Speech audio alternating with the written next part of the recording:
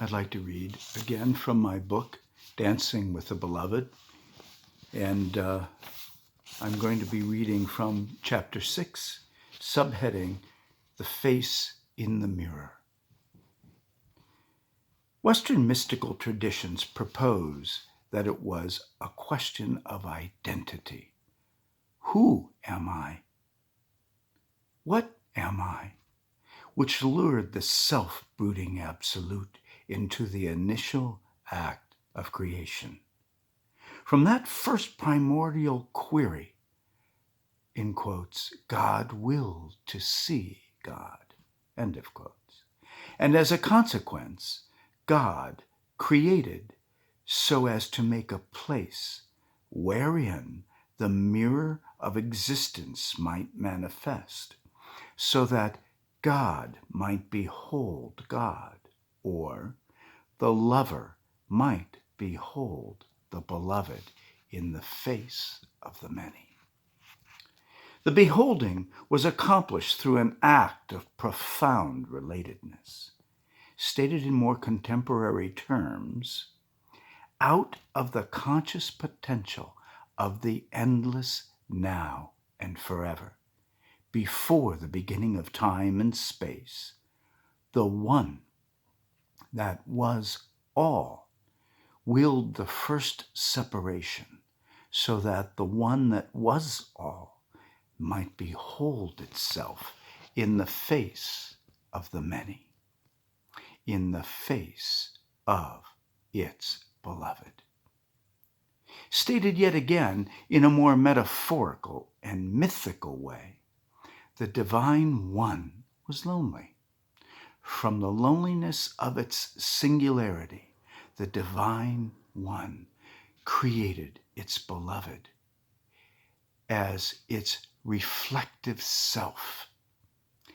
The beloved was created out of the divine one's own being, and the divine one then entered into profound relatedness with itself through its beloved.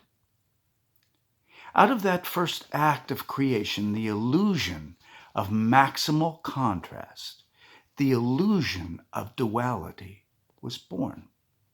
It was created solely to provide the space for the mirror of existence to manifest within, so that the face of the lover, as the mystics have written, could gaze upon the face of its beloved and rejoice in the magnificence and glory of its beauty.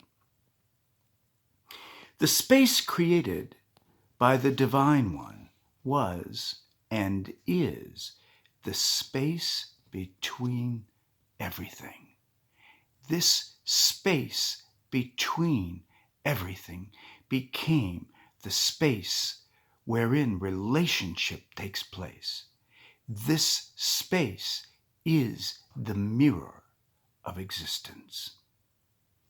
As discussed in chapter 2 in this book, the space between is the sacred place of relationship where the external world of the other is let in to be sensually experienced into the subjective, internal reality of the self.